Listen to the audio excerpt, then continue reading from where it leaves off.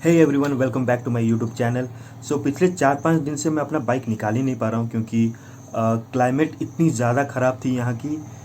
इतनी ज़ोर से बारिश हो रही थी कि क्या बताऊँ। और मेरा रेनकोट भी काम नहीं कर रहा, वो पुराना हो चुका है तो मैं यूज़ नहीं कर पा रहा हूँ उसको। और कल मैं सोच रहा था कि मैं एक वीडियो बनाऊँ जो 3 तो मोड्स दिया हुआ है, रेन, स्पोर्ट्स और अर्बन।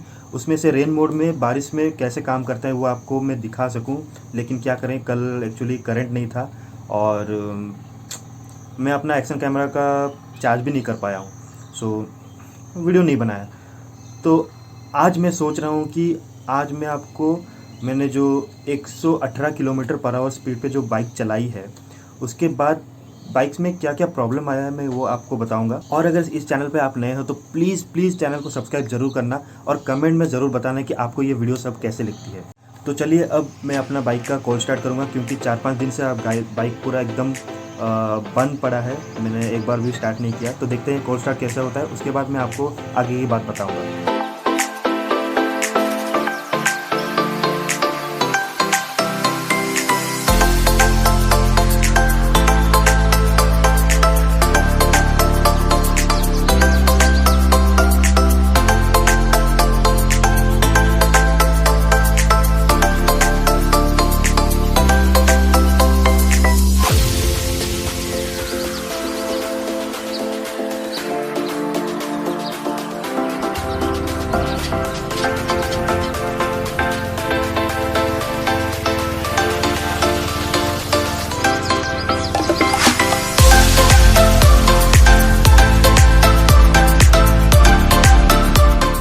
तो बाइक एक ही क्लिक में स्टार्ट होना इम्पॉर्टेंट है क्योंकि बहुत दिन के बाद मैं गाड़ी निकाल रहा हूँ। तो अगर स्टार्ट नहीं होगा तो किसी अच्छे से मैकेनिक को दिखा दीजिए, और अगर ठीक नहीं करवाए तो आगे बहुत प्रॉब्लम होगा। ओके, चलो थोड़ा एनएच पे चलाते हैं। तो चलिए बात करते हैं लॉन्ग राइड्स के बारे में और हाई स्पीड राइडिंग के बारे में। जो मैंने बताया था कि मैंने with pillion 118 kilometre per hour speed में चलाया है बाइक। तो मेरा एक्सपीरियंस कैसा रहा लॉन्ग राइड्स पे और हाई स्पीड राइडिंग पे, ये मैं आपको बताता हूँ। सो लॉन्ग राइड्स में आपको क्या चाहिए? एक कंफर्टेबल सीट और राइडिंग पोस्चर, बस। अगर ये दोनों हो गए तो आराम से आप बाइक चला सकते हो। जितना लंबा रोड हो आप आराम से बाइक चला सकते हो, कोई प्रॉब्लम नहीं होगा। लेकिन इस बाइक में मेरा क्या क्या एक्सपीरियंस रहा है मैं आपको शेयर करता हूँ। हालांकि हम लोग वही 200 की 300 किलोमीटर कंप्लीट किए पहले दिन में। वो था कोरापुट से बरहमपुर। उतना दूरी पे मुझे उतना ही खास कुछ प्रॉब्लम नहीं हुआ, ज़्यादा मुझे कुछ पेन वगैरह कुछ भी नहीं हुआ। बस वो घुटनों के नीचे की तरफ थोड़ा हल्का सा पेन हुआ और कुछ भी नहीं है। बर्ड्स एकदम ठीक है, उतना ज़्यादा पेन नहीं हुआ। थकान महसूस थोड़ा सा हुआ क्योंकि बहुत दिन के बाद मैंने राइडिंग चालू किया है, तो उतना ज़्यादा मतलब थकान वाला राइडिंग नहीं था। घुटनों के नीचे की तरफ थोड़ा सा हल्का सा पेन हुआ, उसके अलावा कुछ ज़्यादा कुछ पेन नहीं हुआ। लेकिन मेरे पीछे जो पिलियन बैठा था, मेरा दोस्त बैठा था, उसको बहुत ज़्यादा प्रॉब्लम हुआ। सीट कंफर्टेबल था, सीट उतना कुछ ज़्यादा प्रॉब्लम नहीं हुआ, लेकिन उसको बैक पेन थोड़ा ज़्यादा हुआ और शोल्डर पेन थोड़ा ज़्यादा हुआ। क्यों, मैं रीज़न बताता हूँ। अभी देखो, हम जब लॉन्ग राइड करते हैं या हाई स्पीड राइडिंग करते हैं तब हल्का सा हमको लीन होना पड़ता है ड्यू टू विंड ब्लास्ट। और विंड ब्लास्ट को अवॉइड करने के लिए जैसे भी आपको थोड़ा सा लीन होना ही पड़ेगा, नहीं तो सारा विंड आपके हेलमेट पे और छाती पे लग जाएगा, बॉडी पे लग जाएगा और आप लॉन्ग ड्राइव नहीं कर पाओगे इतना देर तक, आप थक जाओगे ज़्यादा।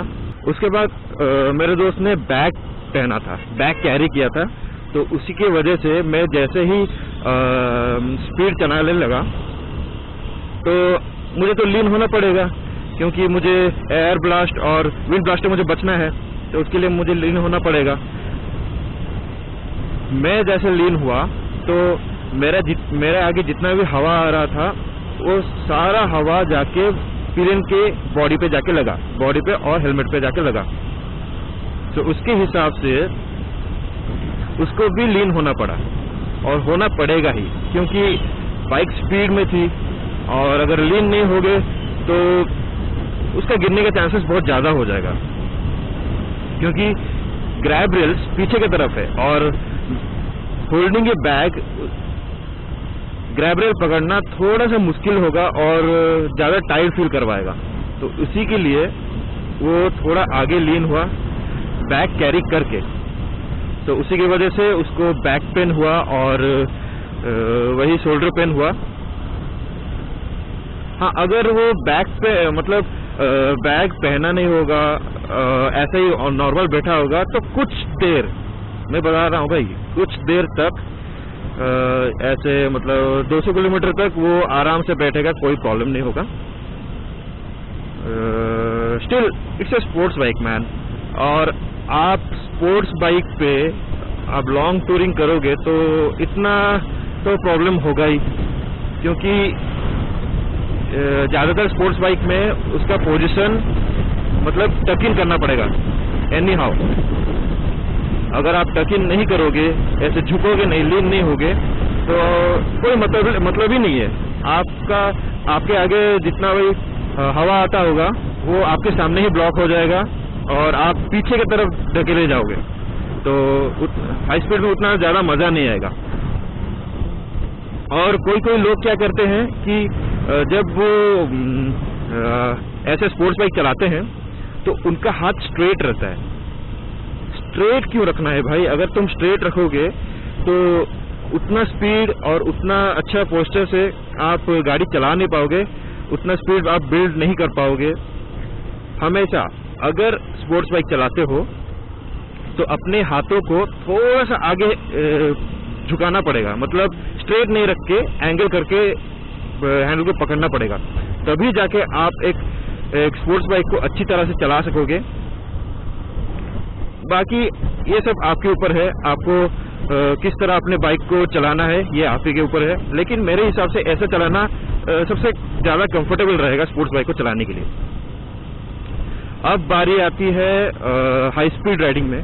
तो हाई स्पीड राइडिंग में वही सेम, मुझे ज़्यादा कुछ पेन वगैरह कुछ भी नहीं हुआ, बस वो घुटनों के नीचे की तरफ एक, और वैसे कुछ ज़्यादा पेन नहीं हुआ। पिलियन को थोड़ा मुश्किलों का सामना करना पड़ा, बहुत ज़्यादा पेन हो गया उसको, और बस हाई स्पीड और लॉन्ग राइड में उतना ही, मतलब ज़्यादा कुछ प्रॉब्लम फेस हम लोग नहीं किए।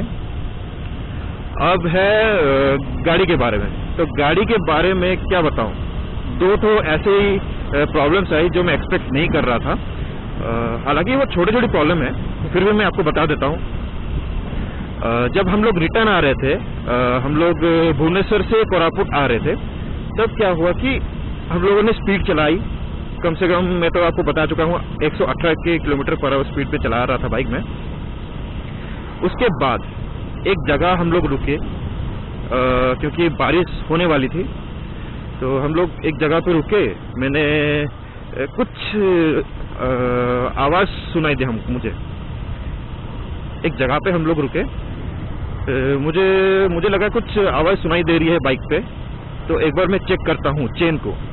तो मैंने देखा कि चेन का जो लुब्रिकेशन है वो एकदम ख़त्म हो चुका था, जीरो। तो उसकी वजह से बहुत ज़्यादा साउंड हो रहा था, और मतलब आप एक कंफर्टेबल राइड कर रहे होंगे और ऐसा साउंड अगर होता होगा तो वही मज़ा नहीं आएगा चलाने में। तो कम से कम वहाँ से मेरे घर तक और 200 किलोमीटर था, तो मैं 200 किलोमीटर ऐसे ही, मतलब मेरा पूरा ध्यान वही साउंड पे ही गया। और क्या बताऊं, वही प्रॉब्लम है जो कि मैं सॉर्ट आउट कर चुका हूं। मैं घर आया, गाड़ी को अच्छी तरह से वॉश किया, उसके बाद मैंने लुब्रिकेशन किया अच्छी तरह से चेन को क्लीन किया, लुब्रिकेशन किया, और वो साउंड बिल्कुल गायब।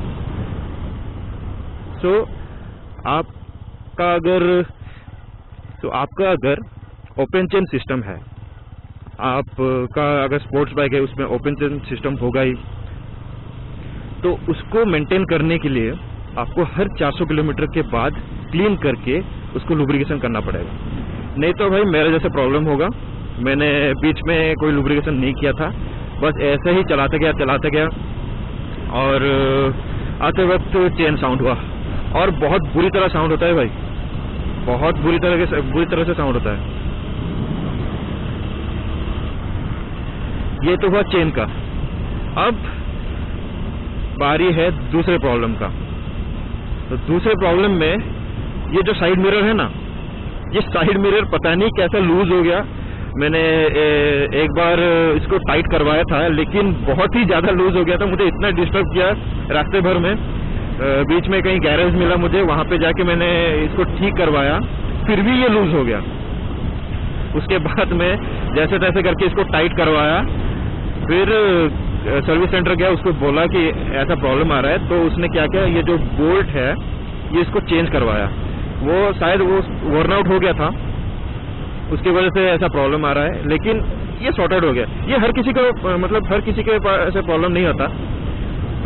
फिर भी अगर आपका ये प्रॉब्लम आता हो तो अभी देखो, बाइक को मेंटेन करना ही पड़ेगा, अपनी बाइक है। तो अगर मेंटेन नहीं करोगे, कुछ दिन के बाद ऐसे बाइक को चलाते रहोगे ना, तो मन नहीं करेगा बाइक चलाने का। तो इसलिए हर एक चीज को देखो, सर्विस सेंटर जाओ, बताओ कि ये ऐसा प्रॉब्लम है और इसको ठीक करवाओ।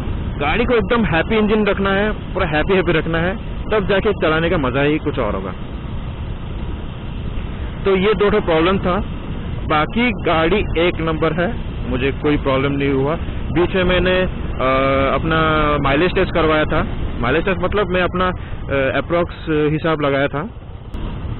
सो माइलेज टेस्ट में मुझे 40 का माइलेज मिला। 40 मतलब 38 से 39 का माइलेज मिला, क्योंकि मैं बीच में बहुत स्पीड चला रहा था बाइक, कम से कम 80 की 90 किलोमीटर पर आवर स्पीड पे चला रहा था। अगर आपको मतलब मुझे क्या महसूस हुआ, अगर आप 60-70 के स्पीड पे अगर क्रूज करते हो तो उसके हिसाब से माइलेज आपको 40 मिल जाएगा आराम से। और ये मेरा सेकंड सर्विस है, मतलब सेकंड सर्विस खत्म हो चुका है और एक सर्विस है, तो उसके हिसाब से माइलेज मेरे हिसाब से बहुत ठीक है। और मैं एक्सपेक्ट कर रहा हूँ कि थर्ड सर्विस के बाद मुझे कम से कम 44 मिलना चाहिए, क्योंकि मैं अभी उतना तेज नहीं चला रहा हूँ, आराम से चला रहा हूँ। फिर भी मैं एक्सपेक्ट कर रहा हूँ। वो अपने मतलब जैसे आप चलाते हो बाइक, वो उसके ऊपर डिपेंड करता है। बाकी राइडिंग में मतलब लॉन्ग राइड्स में मुझे कोई ज़्यादा प्रॉब्लम नहीं हुई, बहुत आराम लगा, बहुत कंफर्टेबल लगा। और एक बात, अगर आप लॉन्ग राइड करते हो, अगर आपको मतलब इतना ज़्यादा कंफर्ट नहीं मिलता हो, तो आप एयर सीट यूज़ करते हो, एयर सीट यूज़ कर सकते हो। नहीं तो जेल सीट मिलता है अमेजोन में कि फ्लिपकार्ट में, कहीं भी मिल जाता है, आप उसको खरीद के लगवा सकते हो, कोई दिक्कत नहीं है। और थोड़ा सा हल्का सा हाइट बढ़ेगा, पर जैसे जैसे आप चलाते जाओगे ना, आपको कंफर्ट फील होगा, आप मतलब बोर नहीं हो जाओगे बाइक राइडिंग। एक्चुअली क्या होता है ना, जब आप बाइक चलाते हो, अगर पेन शुरू हो गया बॉडी में, तो भाई मत ही बताओ, आपका मतलब पूरा मूड ही खराब हो जाएगा।